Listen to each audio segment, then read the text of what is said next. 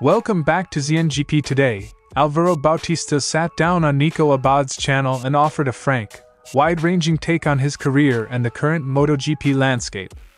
The former MotoGP rider, now a multiple WorldSBK champion, argued that bike development can shape grids. Bautista's comments ranged from personal regrets to a blunt reading of Marquez's present dominance and the thorny Rossi-era legacy in Italy. After 3 worrying chain failures at Turn 6 during the San Marino weekend, KTM brought a targeted fix to the Misano test, a revised chain guard, and Brad Binder put it through its paces by deliberately assaulting the offending kerb. Alongside the guard, KTM evaluated new frame and swingarm options. Early signs point to a workable stopgap for Japan and development direction for 2026. Alex Marquez looks set to move up the Ducati ladder in 2026. Reports indicate Ducati will supply him a factory-spec Desmas Sedesai, upgrading him from Gresini machinery to a full factory bike next season. The change would expand Ducati's factory footprint on the grid and give Alex the equipment parity he's been asking for, the tools, testing opportunities and development access that come with a works machine. Valentino Rossi dropped into the Yamaha garage at Misano for a private look at the new V4 prototype, taking a seat on the machine and getting a guided tour from wildcard Augusto Fernandez. The doctor's visit, captured by Yamaha's social channels, was equal parts nostalgia and endorsement, a living legend inspecting the Marc's next big technical step. Don't forget to click subscribe button and the bell icon for MotoGP news update.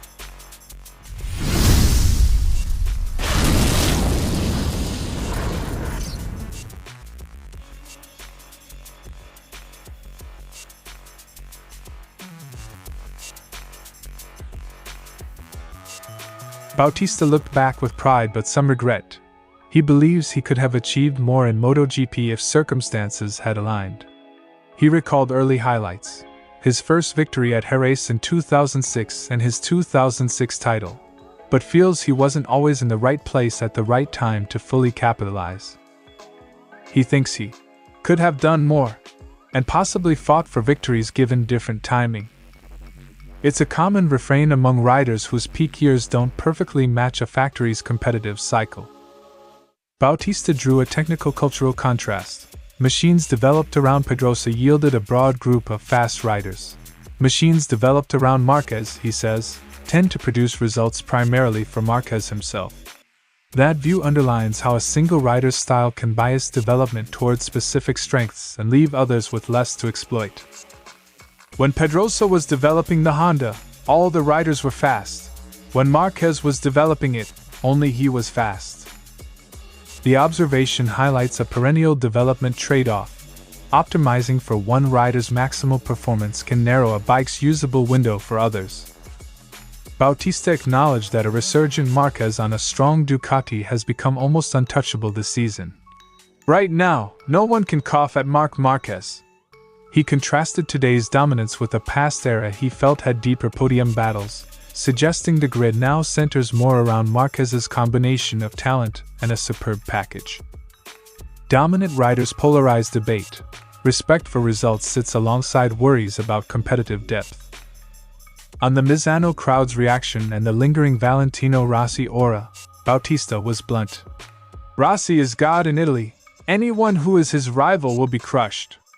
He also reflected on how criticism can affect riders differently. Some are spurred on, others deflated, and argued Marquez appears to channel negativity into focus. Cultural loyalties and historic incidents still shape fan behavior and rider reception at marquee circuits. Turning to Pecco Bagnaia, Bautista described him as a rider who relies heavily on feeling, which complicates things when a teammate, or rival, is extracting different sensations from the same bike. He implied that when Marquez says something works, it's hard to know whether the change truly suits others.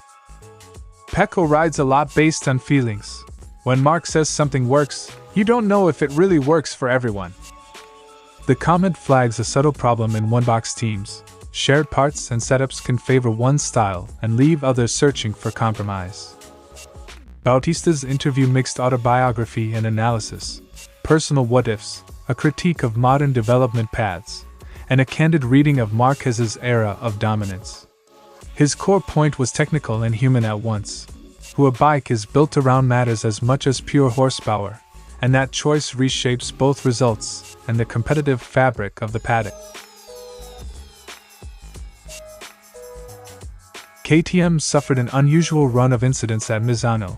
Binder lost chains twice in practice, and teammate Pedro Acosta experienced a failure in the Grand Prix, all at the same high-lean curb. The common location suggested a mechanical interaction between ride height devices, gearshift events, and aggressive curb hits. He pointed to the big double curbs and timing of ride height and gearbox activity as likely contributors. Identifying a repeat failure point like turn 6 allowed KTM to focus the test day on a physically specific fix rather than a wide-ranging overhaul. KTM fitted a new chain guide to the RC16S and Binder tried to break it, deliberately railing the turn 6 curb, disgustingly hard. The guard held firm. We put the chain guard on and I railed the curb a few times out of turn 6, like disgustingly, and it stayed on. So it clearly works. A pass/fail practical check under controlled test conditions is the quickest way to validate a hardware tweak, and KTM got the thumbs up on this one. Beyond the chain guard, Binder sampled revised frames and swing arms. He reported improved stability, notably in the fast sections, although single lap speed through Sector 3 still needs work. We definitely found some potential. The bike is quite a lot more stable, especially in the fast stuff, even though I'm still slow as hell in T3. Chassis tweaks often trade one area for another. KTM's task is to harvest the stability gains while recovering mid-corner/sector pace. Binder's best at the Misano test put him 14th, roughly 0.9s off test leader Pedro Acosta.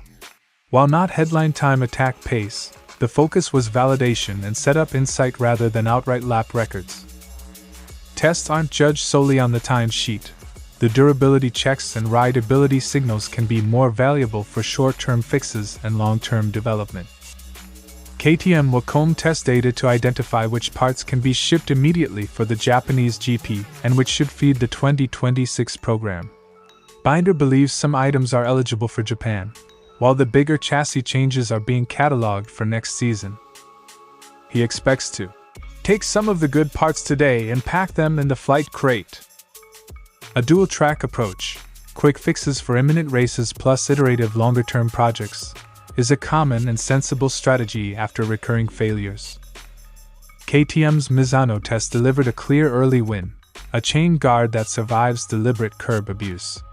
Coupled with encouraging chassis stability from revised frames and swing arms, the work gives KTM both an immediate mitigation and a development path toward 2026. Next steps are data-driven. Decide what can fly to Japan this week and what needs more validation.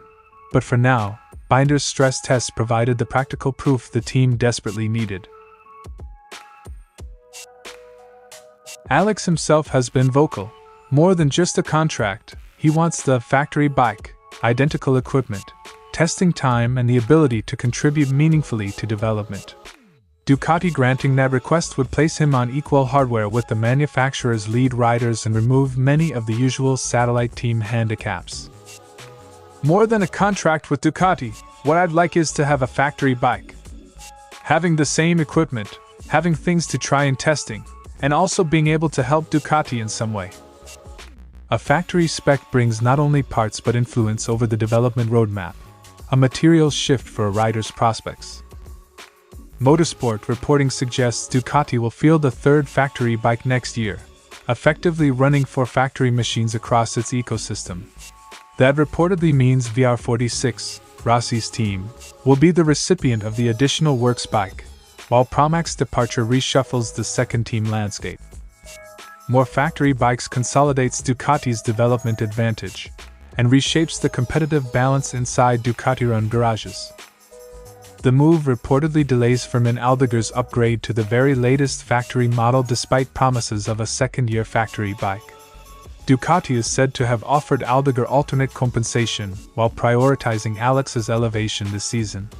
That trade-off underscores the zero-sum nature of limited factory hardware. When a manufacturer has only a handful of the newest spec machines, choices become political as well as technical, and promising young riders can be asked to wait. Marquez stressed that his current contract with Gresini isn't the issue. The upgrade is about access and development parity. For a rider who's already shown pace on Ducati machinery, factory status could translate into more targeted setup work, earlier access to aero and chassis updates, and an amplified voice in engineering decisions. He already has a contract with Gresini. What matters is having the same tools to compete with everyone. Equal machinery removes a major variable from on-track comparisons and can quickly affect results when paired with the right setup and feedback loop.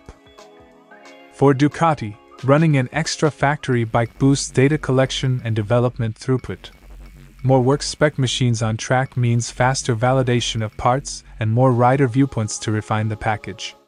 It also cements Ducati's strategy of saturating the grid with its latest tech to accelerate progress. The flip side is managing rider expectations and long-term talent pathways. More factory bikes now can complicate upgrade sequencing for rookies and satellite teams. If confirmed, Ducati's decision to hand Alex Marquez a factory Ducati in 2026 is both a rider-level upgrade and a strategic play for Borgo Panigale.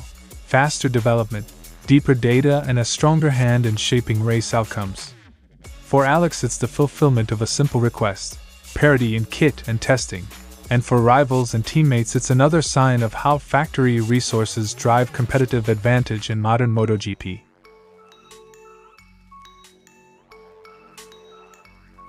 Rossi was shown the V4 by Augusto Fernandez and photographed sitting on the prototype, a symbolic passing of attention from a rider who won multiple titles on the inline M1 to Yamaha's new direction.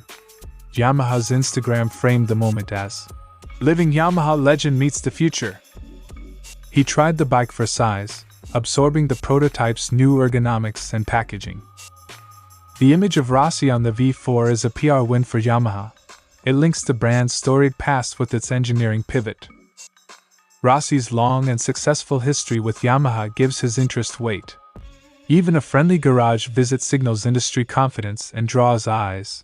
Useful currency when introducing a radical change like switching from inline-4 to V4. Yamaha, social quote.